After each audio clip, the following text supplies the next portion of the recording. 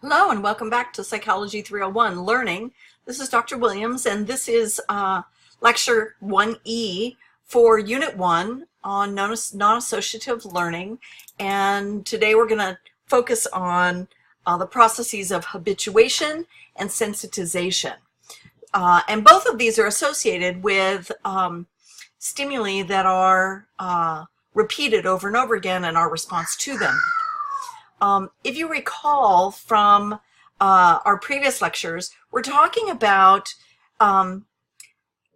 reflexes and modal action patterns and responses that are biologically determined by our genetics. And so we're talking about behaviors that happen automatically that are determined by our genes with no learning or experience required. And the question here with respect to non-associative learning is what happens when the stimulus for a reflex is repeatedly presented over and over and over again. At some point, it may be beneficial to stop responding, especially if there are no negative consequences. So that's what we're going to talk about, are the effects of repeated stimulation. So let's begin with habituation. Habituation is defined as a decrease in the frequency or the magnitude or size of a reflexive response as a function of repeated stimulation. So as a stimulus is repeatedly presented over and over and over again, we get a change, a decrease in the frequency or the strength of that response, of that reflex. There are two types of repeated stimulation. There are discrete episodes like maybe a jackhammer, where they come just as bursts of exposure.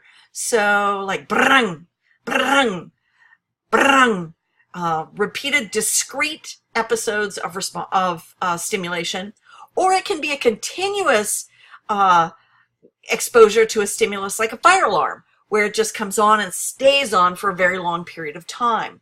Both of these stimuli tend to produce startle responses, jackhammers and fire alarms, but how we respond to them, I mean, in theory, the stimulus is present, you should be responding. Stimulus response, that's the way our genetics programmed us. However, by being repeatedly exposed to that stimulus, it might not be to our advantage in terms of evolutionary strength and fitness to continue responding to a stimulus that really has no negative consequences. So habituation basically can be described as a decrease in responding. So repeated stimulation results in a decrease in that responding, and it's very specific to that stimulus. So if you have habituated to a jackhammer, you will continue. At first you might notice it. Say you're studying in your room and the city has come along and they're going to do some construction and they're doing some work on the street right out in front of your house. The first time you hear that jackhammer, brrrr, it might make you jump. But as it continues to be used over and over and over again, the odds of you continuing to be fully startled every time it happens tends to go down. But only with respect to that specific stimulus. If somebody were to come up and tap you on the shoulder, you'd probably jump out of your chair. But for the jackhammer, you're no longer startling. Sometimes this decrease in responding is confused with other processes like fatigue, where your muscles get tired or exhausted, or with sensory adaptation, like with concert deafness. With concert deafness, you go to a concert and the little bones in your ears actually tighten up to try and protect your eardrum from the loud music. And when you leave the concert, if you stand outside of a concert, you'll hear people and they're all talking really loud or even yelling at each other. Man, that was an awesome concert, dude. Yeah, right. You know, they're all yelling. And it's because they can't hear very well because their eardrums are being protected by their by those little bones and muscles around the eardrum.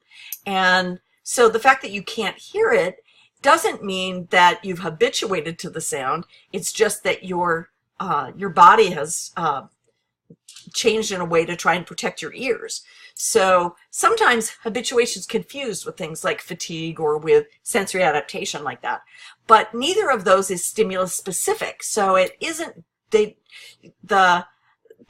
doesn't happen only to that stimulus. It happens to everything. And with concert deafness, it takes a while for the body to relax and come back into its full ability to hear. Same is true with fatigue. The only way you get your muscle strength back is to relax. It's not a specific type of exercise or a certain location or a stimulation. It's just that your muscles are tired.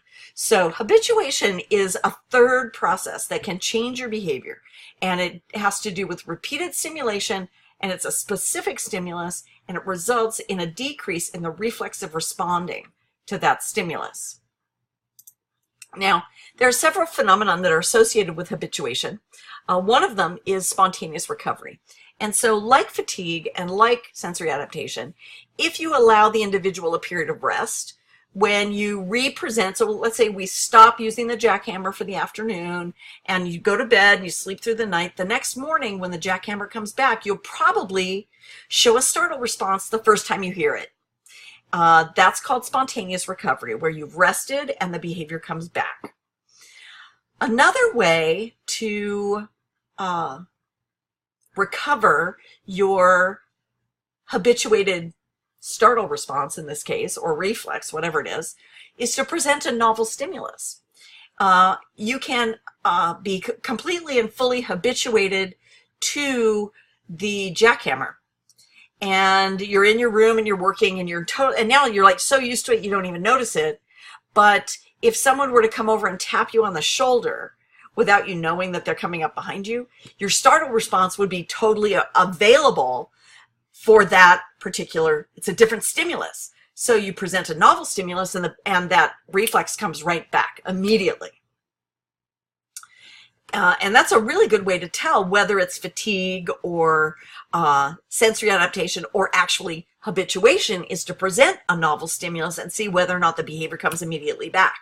If it does, it's habituation. If it doesn't, it's probably one of those other processes. There's also something called retention of habituation. This is where the response rate, even if you allow them to rest, never really fully recovers.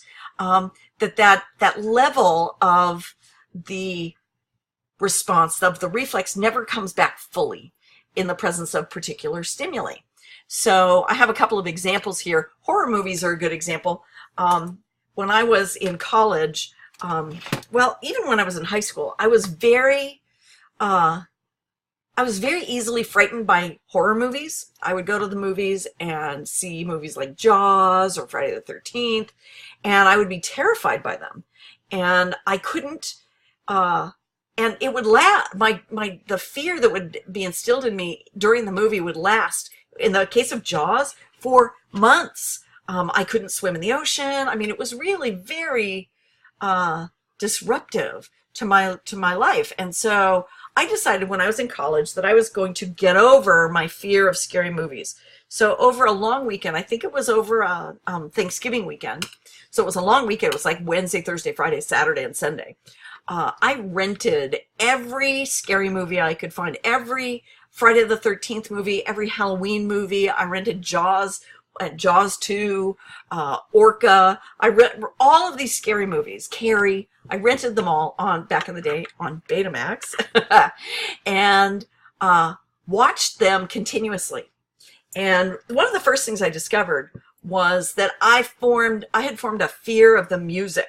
And when we get to Unit 2 and we talk about classical conditioning, that'll explain my fear of horror movie music. And so I developed this fear. So I decided I was going to just let them play. So for the entire weekend, my house was filled with the sounds of people being strangled, stabbed, run over, shot, garroted, you name it, people screaming, scary music. And at the beginning, I would feel my heart pounding when, the music starts and it's like, da-da, da-da, da-da, da-da, and the shark pulls the girl under the water. I could feel my heart leap. But by the end of the weekend, I would be, eating a peanut butter and strawberry jelly sandwich with the red jelly dripping out of the sandwich and watching the guy stick a screwdriver in some guy's eye. And I'd be like, dude, look out, he's going to stab me in the eyeball. And I got totally used to it. And it didn't, then the movies didn't bother me at all. I knew exactly what was coming next, and I got used to it. I stared at it, and I habituated so that my startle response was pretty much non-existent.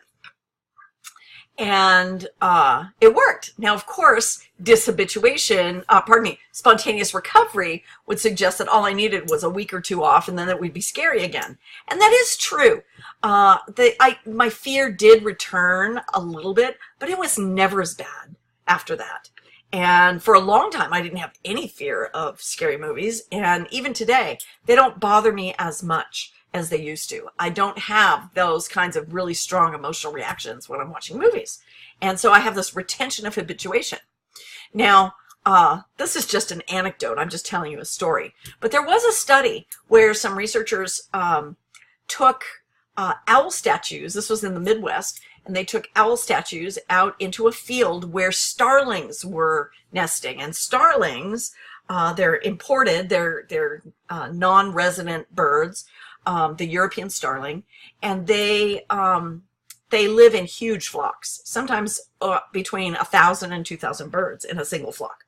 And when threatened by their predators like crows and ravens and owls, they will they do something called mobbing behavior. It's a fixed action pattern.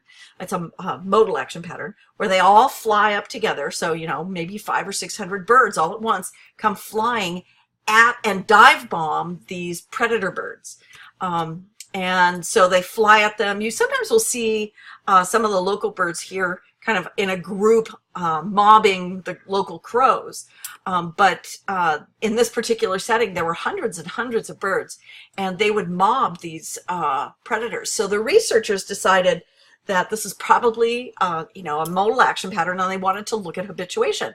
So they took plastic statues of owls out into the field and put them on big poles and nailed them to the poles and stuck them in the middle of the field.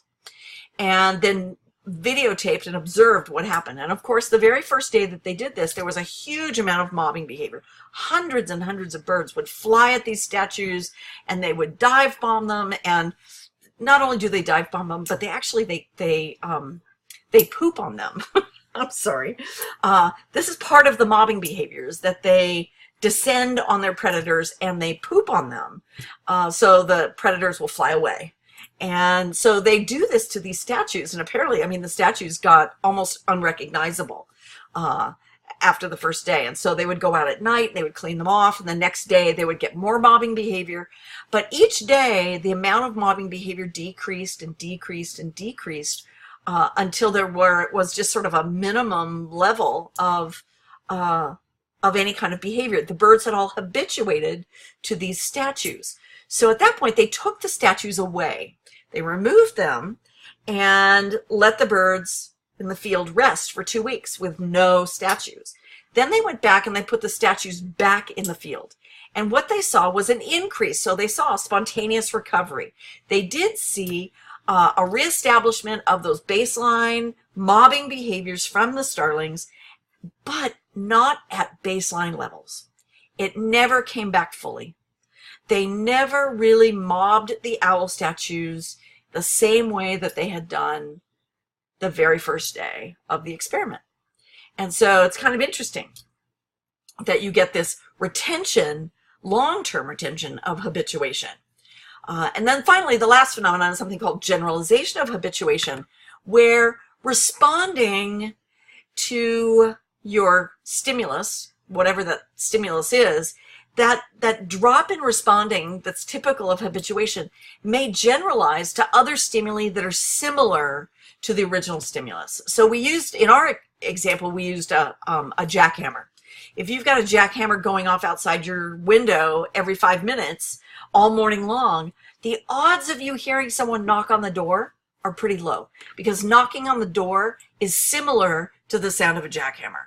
Now, if I tap you on the shoulder, that's a very different kind of stimulus. Then I would get dishabituation. But if the knocking on the door is similar to the jackhammer, the odds are you may not actually respond to it. You may not hear it, and you may not even open the door.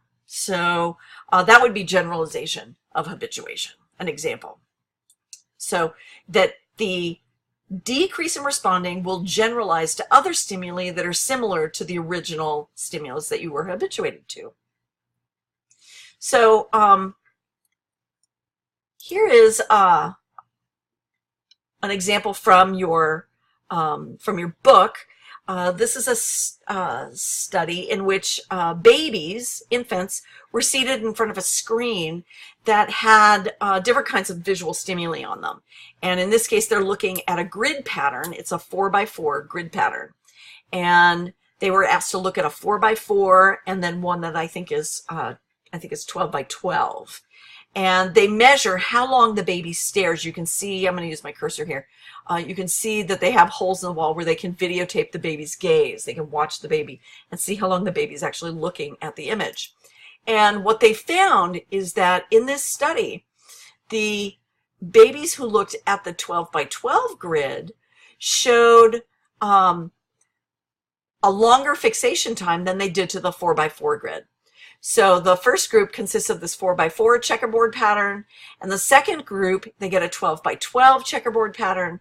And what you find when you look at the data is that here's the 12x12 and the open dots. They show an increase in responding up to as much as 8 seconds, and then they slowly start to show a decline. And the babies who are looking at the 4x4 pattern, much less detailed, much less complex, show habituation immediately and show it declining. And you'll notice that the rate of decline is about the same in both of them, but there's an initial increase as they stare for a very long period of time across the first couple of trials at this 12x12 grid. So here you see habituation happening to two different patterns. So kind of an interesting study. Now, this is a reminder to me to have you go at this point into the additional videos for Unit 1.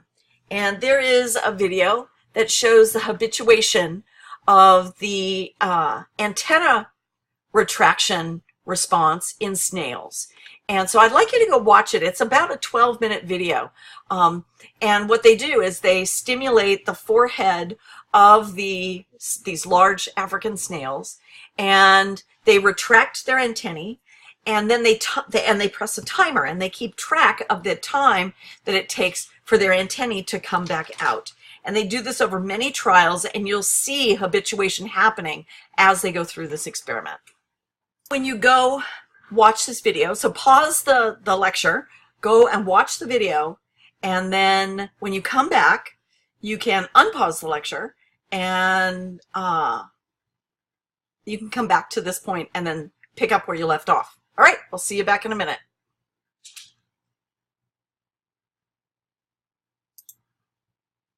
Okay, welcome back. All right, I'm going to move on to the next study here.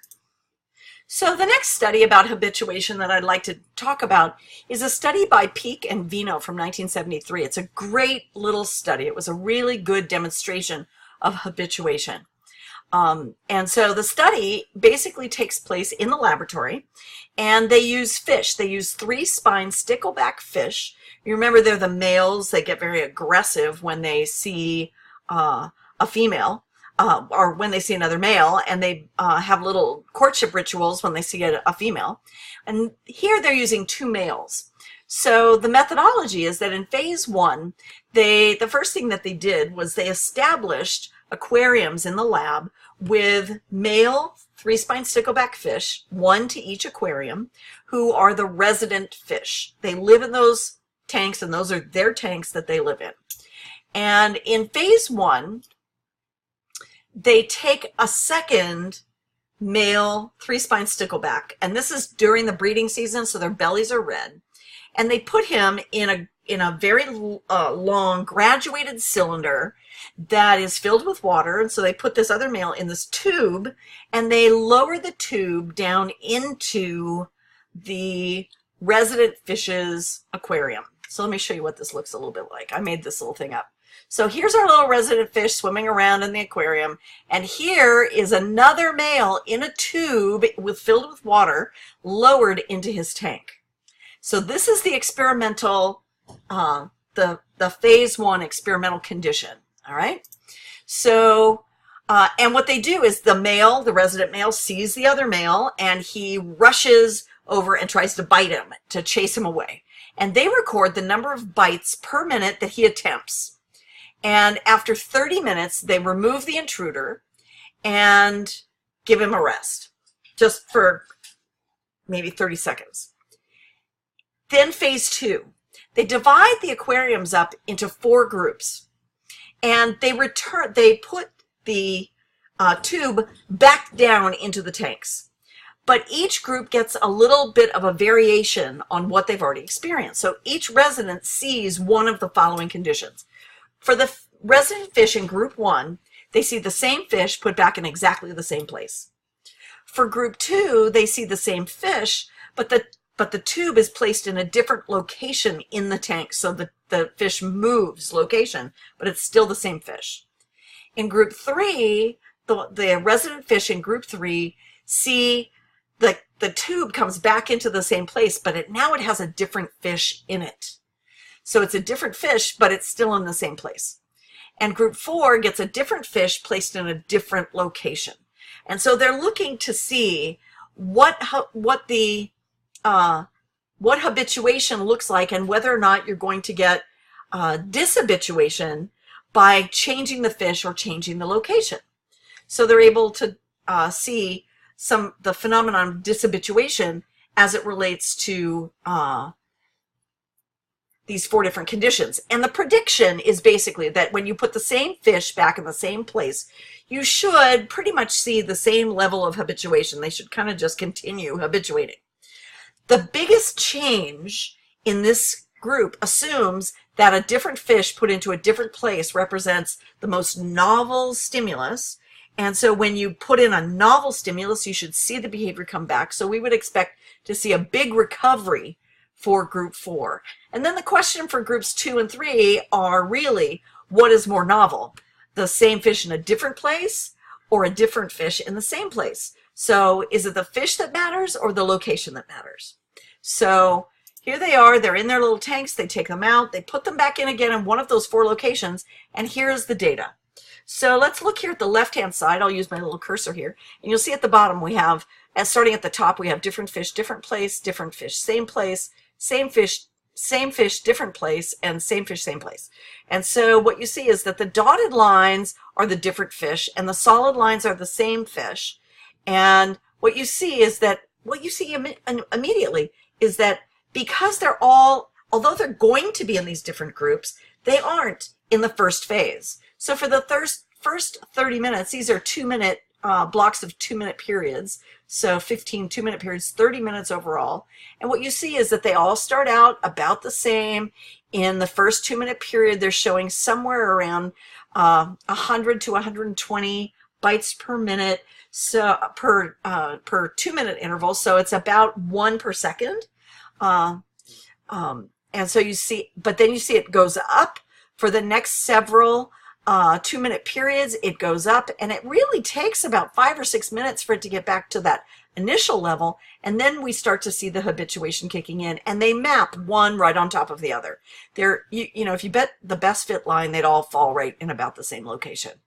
Then they remove the fish and they put them back in one of these 4 conditions. And here we see a difference. Now you can see that something has changed. So notice that the solid lines, the round and the square dots, are both the same fish.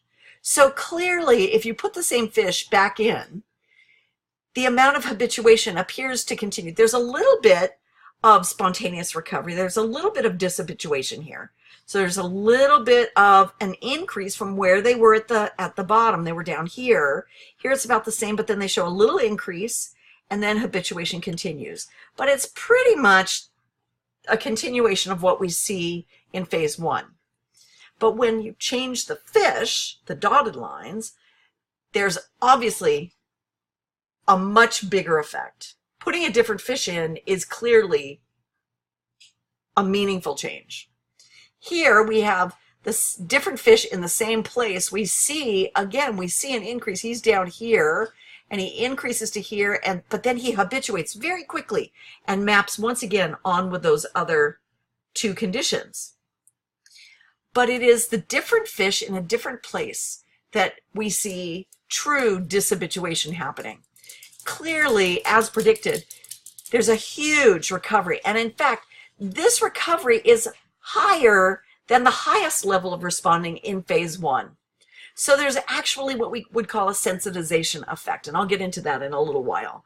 But what we see is a huge increase and a gradual decline. Now, this gradual decline is steeper than it was originally, so they are habituating more quickly, but out to 30 minutes later, this group is still statistically different from the other 3 conditions. So this is what dishabituation looks like.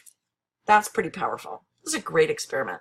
And it tells you a little something about the nature of 3-spine stickleback fish. And that is that they can recognize individuals. We can see clearly that they can tell the difference between the same fish and a different fish simply by looking at their behavior. That's pretty cool. So to summarize what you see there, when you put the same fish back in the same place, you just see a continuation of habituation. And that configuration is not novel at all. So we get no dishabituation. With a different fish in a different place, which would be here, we see extreme dishabituation. It's very novel. But with a different fish in the same place and the same fish in a different place, we get sort of an intermediate levels of habituation. They're both somewhat novel, but if we go back and look, I would say that the different fish in the same place is more novel than the same fish in a different place. So I would say that it is the fish that makes the difference, not the location, by looking at the data. That's pretty cool. I really like that study. All right, another study that I think is really interesting is a study by Barish from 1961, Bob Barish, that looks at spontaneous recovery. And he studied male hymenopteran insects. And a hymenopteran, the members of the group Hymenoptera are bees and wasps. And so he studied wasps, and he repeatedly presented male wasps with a female. And he did this to produce courtship in the male, which is a turning of its head left and right and its antenna spinning around. That's kind of the way they attract females.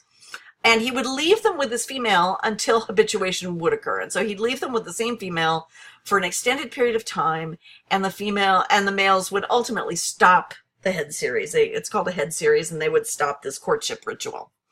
And then he allowed these male wasps to rest.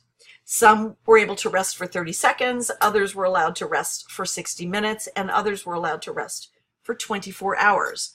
And the degree of spontaneous recovery related to how long the rest period is was measured. And here are the data. So here we see, this is the beginning, 1 through 20. These are the first 20 minutes of, these are successive observations, so they get to see the female over and over and over again.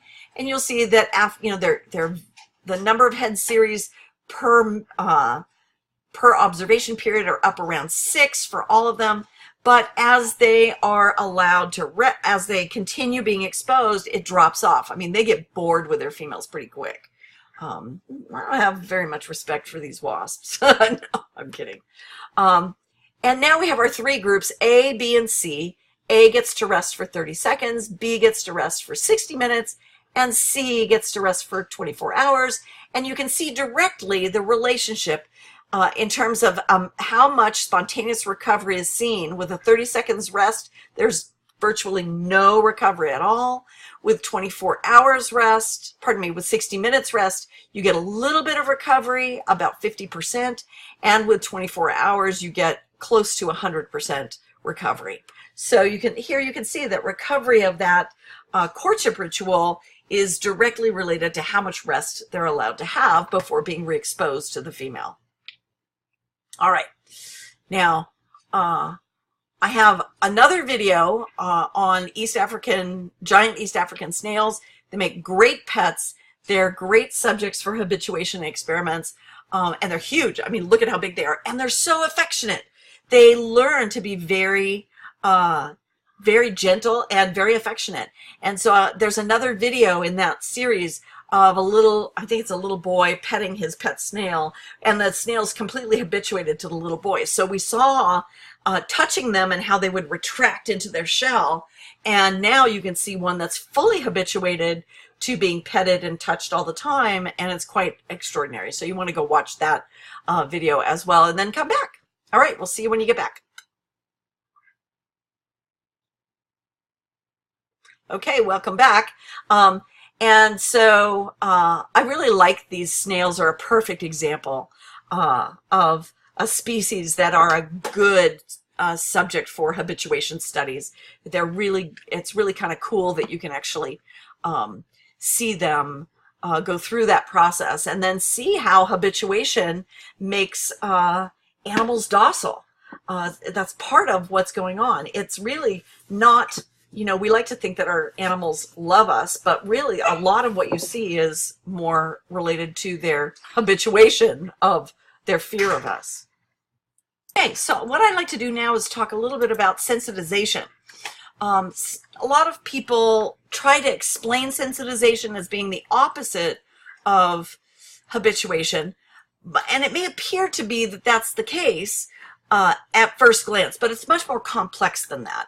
So let's go ahead and talk about sensitization that really has to do with remaining vigilant in the presence of repeated stimulation. So sensitization, not habituation, is defined as an unlearned increase in response frequency as a result of repeated presentations of a stimulus. So in both cases, habituation is you have a stimulus that is repeatedly presented and responding goes down. With sensitization, you have repeated presentations of a stimulus and the reflex response increases instead of decreases. And it increases with each presentation of the stimulus. So every time you present the stimulus, the rate, the size, the magnitude of that reflex gets bigger, faster, more elaborate. And it's not stimulus specific. So I can present a startle, something that will startle you, and you'll continue startling. Let me give you some examples. So honking at people in crosswalks, what a great example. So when you were back in high school, do you remember, you could get to school and some of your friends drive to school, and so they're pulling into the parking lot and you step off the curb to cross the street, and as you cross in front of your friend's car, he honks the horn and you jump and you turn and look at the car and your friend's inside laughing at you, and you look at him like, oh my God. And then you start walking again and he honks again and you jump again, and that's when you do a little sign language. But the idea that you don't respond less, you respond more. And if he does it a third time, you might actually jump out of your skin and run and crawl through the window and pound on him, right? Because we get this increased responding, a bigger and bigger response.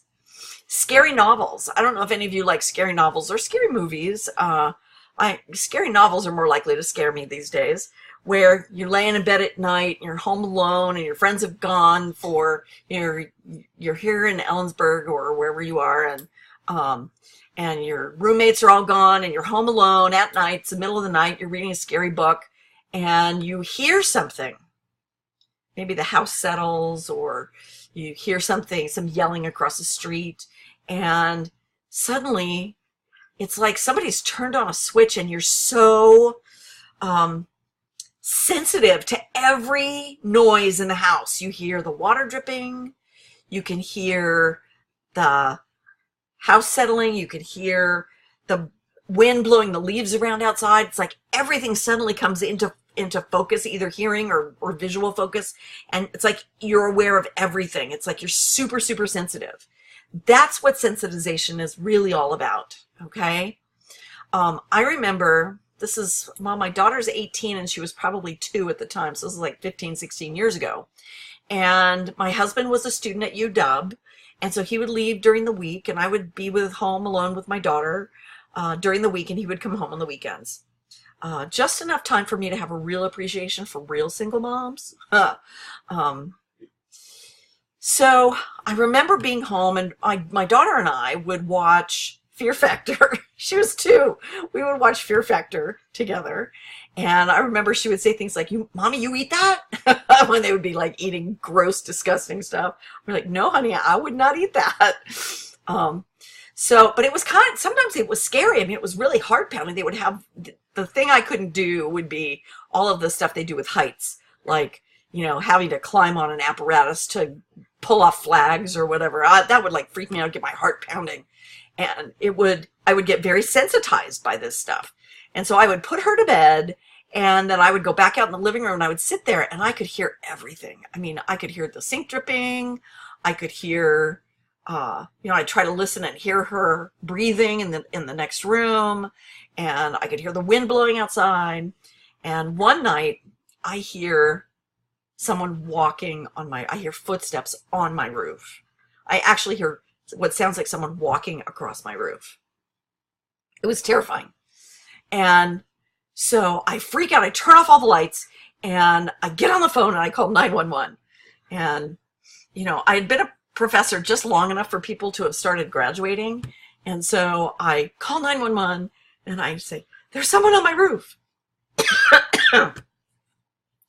And the dispatcher at KitCom says, hello, Dr. Williams, is that you?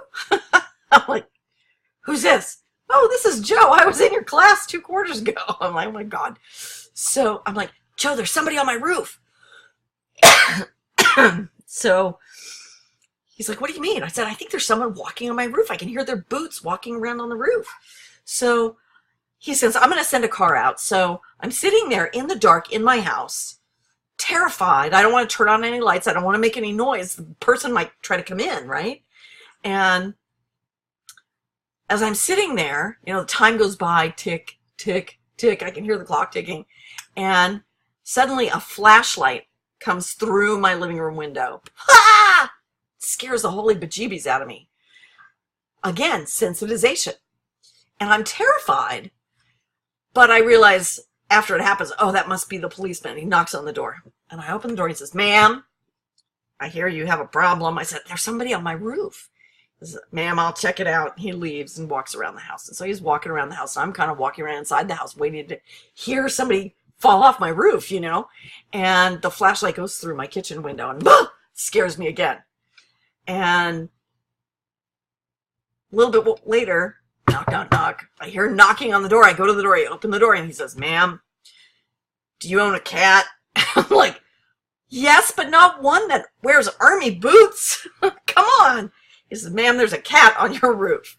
Well, I have never forgotten this because it was such a great example of sensitization. Every single thing that happened set me off even bigger and bigger and bigger all night. Now, I have to say, this is a picture not of my cat with the boots, but of a cat wearing boots. My cat became an indoor cat. My cat did not go out after that. And that's the end of that song. But these are really good examples of sensitization when you just feel very, very keenly aware of everything. So sensitization, you become more sensitive. Habituation, you become less sensitive. But both of them as a result of repeated stimulation. So let's compare them so that we kind of understand why it is that you get one or the other and when you would get one or the other. So habituation is directly related to stimulus frequency. The more frequent the stimulus is presented, the more frequently it's presented, the faster the habituation occurs. But habituation is inversely related to stimulus intensity. So we're more likely to habituate to mild intensity stimulation and less likely to habituate to really intense stimuli. So I'm going to use my cursor. So these two, it's directly related to frequencies. So as the frequency goes up, the greater the habituation. But as intensity goes up, the less habituation you get. So that's what I mean by directly and inversely. With sensitization, it grows and decays as a direct result of both frequency and intensity. So as it becomes more frequent and more intense, you get more sensitization. As it becomes less frequent and less intense, you get less sensitization. Habituation happens exponentially, and it reaches an asymptote. It reaches a maximum. And sometimes that level of that bottom level of habituation could be zero responding, or it could just be very low level responding. But at low intensities, you may get little or no sensitization at all. So with habituation, it drops rapidly at first and then drops off until it hits the bottom. And with sensitization, it will go up. It will go up to a certain amount, but it's not, sometimes if the intensity is really low, you're not going to get any sensitization at all. Habituation really keeps the organism from overreacting to frequent low intensity stimulation. So if we have low intensity stimulation, habituation allows us to not overreact to it. We might react the first time, the second time, but as long as it's low intensity and low threat, then why keep responding? It's kind of wasting valuable energy. High intensity stimulation, on the other hand, increases arousal, and that in turn makes it easy to respond to things that could be threatening. So it's like Mother Nature has decided that intensity and level of threat are about the same. So if it's highly intense, it's going to be highly threatening. You're more likely to get sensitization. If it's low intensity, it's going to be non-threatening. You're more likely to see habituation. With habituation, you're better able to conserve energy and reduce responding when the threats are low, whereas high-intensity stimuli increase arousal, which in turn makes stimulation more salient and more likely to produce a response. So really they have to do with how frequent and how intense that stimulation is. When it's frequent and low intensity, you're going to see habituation. When it's high frequency and highly intense, or low frequency and highly intense, then you're more likely to see sensitization. Let me show you an example here. Here's an example with rats. In this case, in the first case, we have a 60 decibel noise in the background. And this is a moderately intense stimulus. Not super intense, not super loud, but it is loud enough that they detect it. These are rats. And what you're getting is a startle amplitude. How big is their startle response? To do this experiment, the rats stand on a platform, and when they startle, it causes the platform to move. Whenever they wiggle or move around, it's on a fulcrum and it wiggles around, and the computer can measure how big the size of their startle response is. And you'll notice with blocks of 10 tones, so they sound like ch, ch, ch, ch, ch. And it's how loud that white noise is that causes a startle response. So on the first couple of trials, here we are at the first trial, we see, on trial 1, we see a fairly big response, but each subsequent exposure causes smaller and smaller. And here we're seeing kind of that asymptote at the bottom, where this is about as, they startle, but this is about as low as it gets. So, and this red line represents the degree of change from trial 1 through trial 10. When you increase the level of sound to 80 decibels, they start out, now this is a different group of animals, and so these are averaged across individuals, but they start out around 18 or 20. But you'll notice that with repeated presentations, they actually show increases in startle, and so you see that the startle response is going up. This is a pattern associated with habituation. Here with 80 decibels, this is the pattern associated with sensitization. So together, habituation and sensitization allow us to avoid wasting valuable energy when we're unlikely to be at risk. So we can rely on our tendency to habituate. This non-associative change in our behavior helps us to reserve valuable energy and not expend energy that might help us do other things. The classic example is Do you have enough energy for the small bird to survive through the long winter night? And you don't want to waste any of that valuable energy. And so habituation prevents the little bird from wasting valuable energy so that that energy can be conserved so it can stay warm through the long winter night. On the other hand, if there are strong, salient, potentially harmful stimuli out there, sensitization keeps us alert and ready to respond. So together, these two processes produce the most adaptive organism. One that habituates only is not going to be able to respond to harmful, risky, intense, potentially dangerous stimuli. Those individuals who only remain sensitive or only become sensitized may waste valuable energy and not survive the night. So you have this balance between these two processes in order to produce the most adaptive organism possible. Okay, so this is really the longest lecture. I apologize for this one going so long, but we'll see you back for lecture 1F that is about the dual process theory, which kind of explains how these two processes, habituation and sensitization, work together. Okay, so we'll see you in the next lecture. Have a nice evening.